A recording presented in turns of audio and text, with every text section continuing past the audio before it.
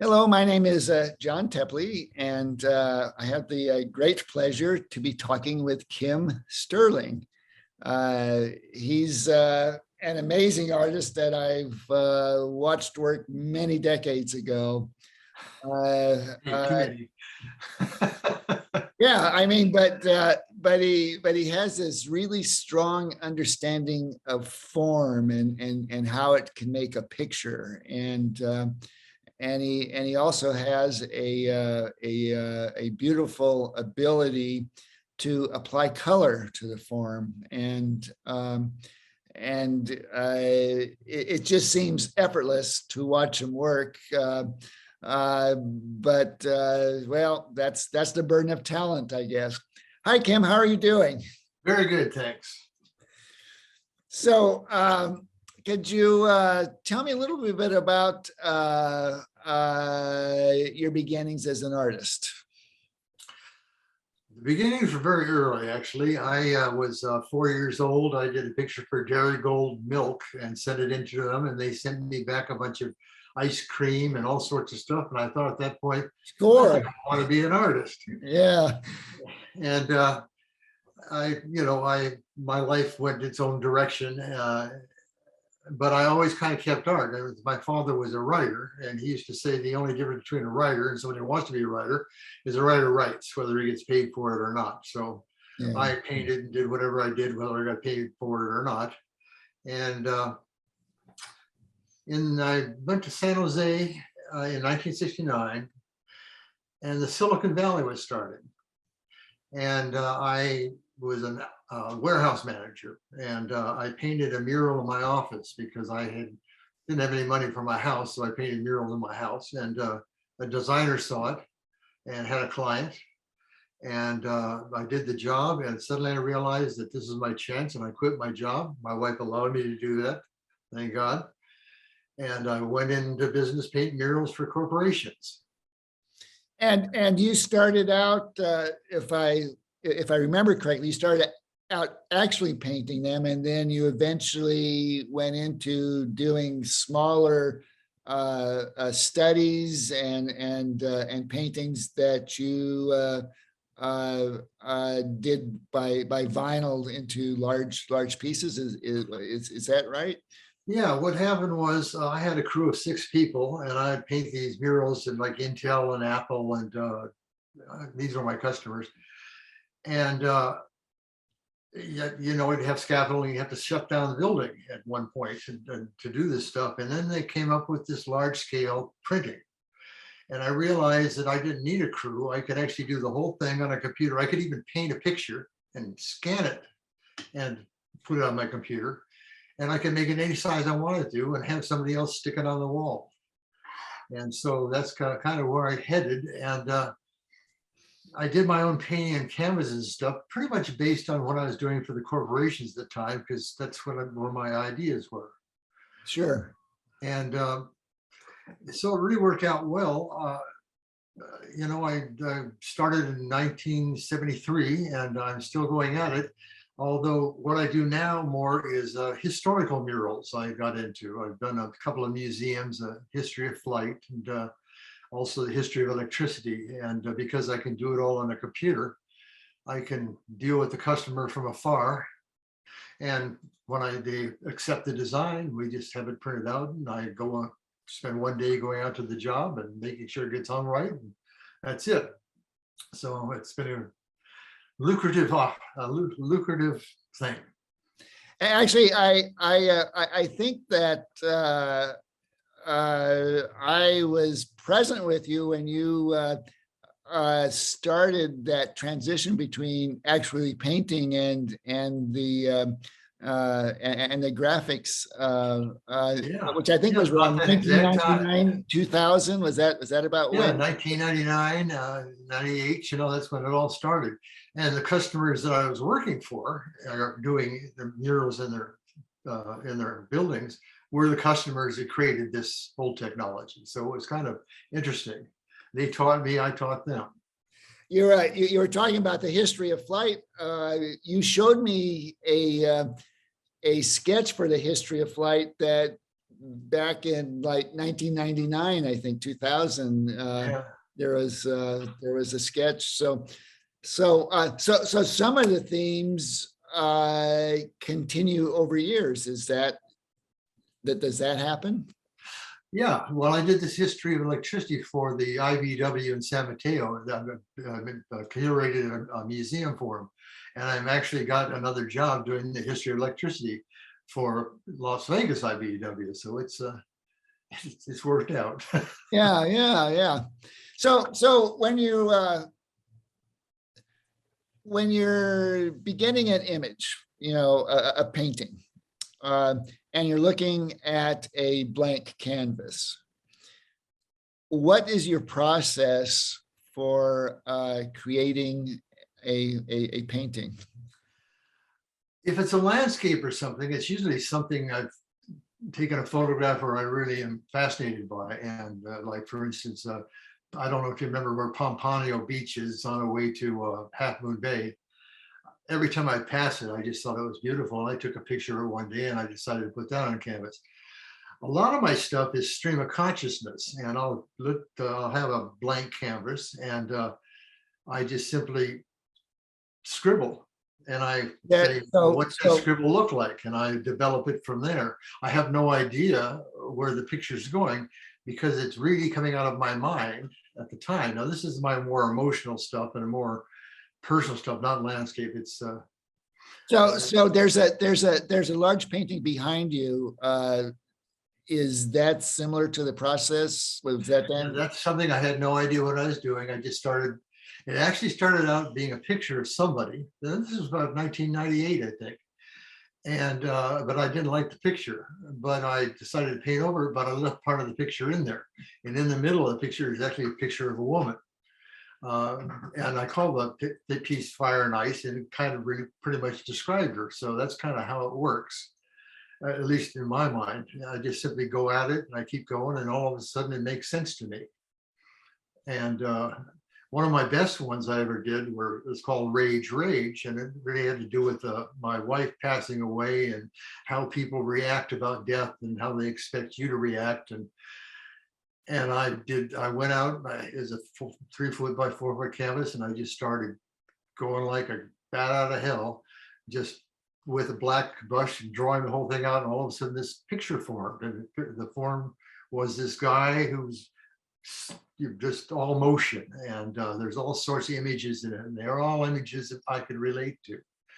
And when I show it, what it does is it communicates to people. They don't know my story, they know their story, but they can see their story in my painting sometimes. Sure. What so the brush strokes themselves are emotional, at least in that one painting that you were doing, where it's not just about the color, it's not just about composition, but it's actually the way that you are doing the brush strokes that is also important. Like, for instance, in the landscape, I like hills that roll and winds that howl. And so I exaggerate things because I don't want to have a picture of a place. I want to have a feeling of the place. Sure. And so part of that is made up, and part of that is you construct the background of it. So I put the whole picture together in a matter of days, but it takes me a matter of months to finish it, because then I add to it and I move it until I get the feeling that I want out of it. Because I don't want a picture of a pretty picture. I want something that looks like a place I'd like to sit down on a chair and think about. Sure. Well, there's one painting that's in the first 7th generation project. It's of Haystack Rock, I believe. Yeah, right. And I've always marveled at that painting, just because of your use of color, because you have kind of a grayish bluish background. But what I marvel at is there's just a little line of pink. Yeah, well, but it's that pink that makes all the difference, because it just activates everything.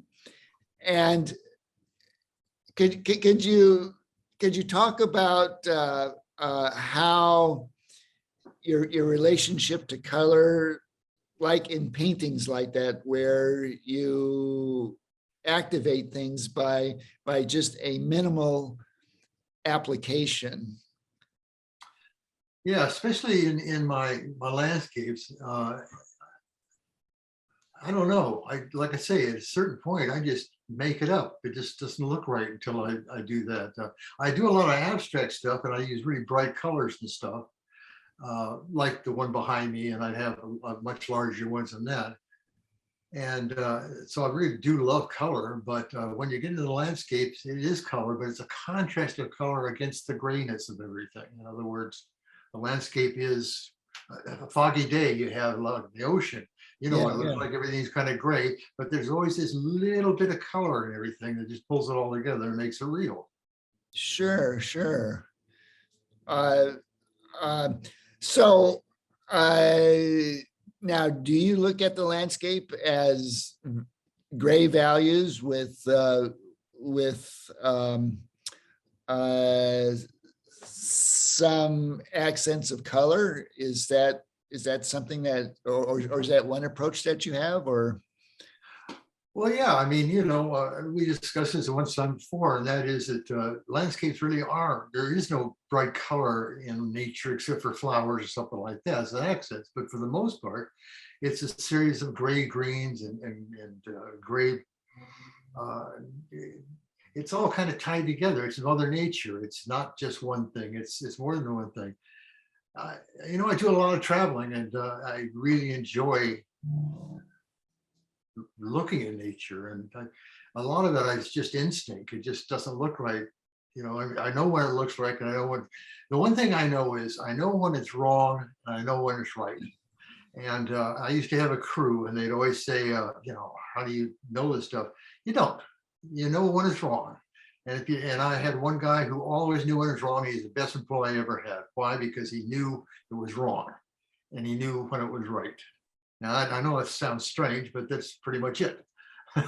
I don't, I think that there's a lot of people that completely understand what you're talking about, because the difference between making something extraordinary or just ordinary, it's like just a little application of color. It's just a line being a little different, and that makes it. Well, yeah, when you put that little color in, all of a sudden it looks right. And then all you have to do is refine maybe a few of the details, because the whole image looks real. You know, I have one painting that took me 13 years. 13 years. 13 years, and I did it. It started off being a painting of kind of an abstract of a barns is what I wanted. But I don't know nothing about barns, and so I do it, and I would like part of it. I hate it. I stick it in a closet, and then I'd pull it out 6 months later, and I'd work on it, and I'd see what was wrong, and I'd try and fix it wrong, and then I'd hate it. I'd put it in the closet. This went on for 13 years, and it turned out, they call it rapid transit, to be a picture of the Bay Area. There wasn't any farms, it was buildings, it was traffic, it was movement, it was all sorts of chaos going on. And then finally, when I realized that, I could finish it, because all I had to do was just correct a few things, because I had the motion down. And that was what I was speaking about. I think often, like those kinds of challenges, you need to bring them to some sort of resolution before you could kind of go on to your next step, whatever that may be, because there's certain things that you need to work through. Yeah. Even if it's 13 years. Hey, well, I do 3 or 4 paintings at one time. And so the ones I hate, I stick in a closet and I pull them out. As a matter of fact, I have a whole series of drawings. What I'm working on now is there was a period of my life in the 80s. So that was very troublesome. A lot of stuff went on. And I kind of kept a diary to explain to myself what was going on. I would just do these real quick sketches, and I would be in that picture, and I would also be emotion or something like that. And one day I was going through my old stuff, my old sketches, and I realized that I had a story. It was a story about the whole period of time. And it's a story that communicates to people that have gone through emotional upheaval. And so I basically took the sketches, which are kind of rough. I don't want to mess with them because the basic emotion is there. And I put it in the computer and then I refined it. Because you see, in the computer, you can go backwards. You can't go backwards in the sketch. You only can go forward. And sometimes you go forward and you fuck it up. And so I took taken all these pictures, and there's like I think 27, and I'm putting together a body of work which is about this period of time. And I took the sketches and looked at them, and I realized I could improve them. And I realized there was something I didn't like about them, but there's something I did like about them. And that's what I've been working on for the last couple of years. And I think I got almost ready here, you know, and I'm trying to figure out a title for the damn thing now. There was a painting I did actually that totally failed, you know, and I was, and I really wanted it to work out. And somebody took it, put it in Photoshop, and made it the painting that I wanted to make.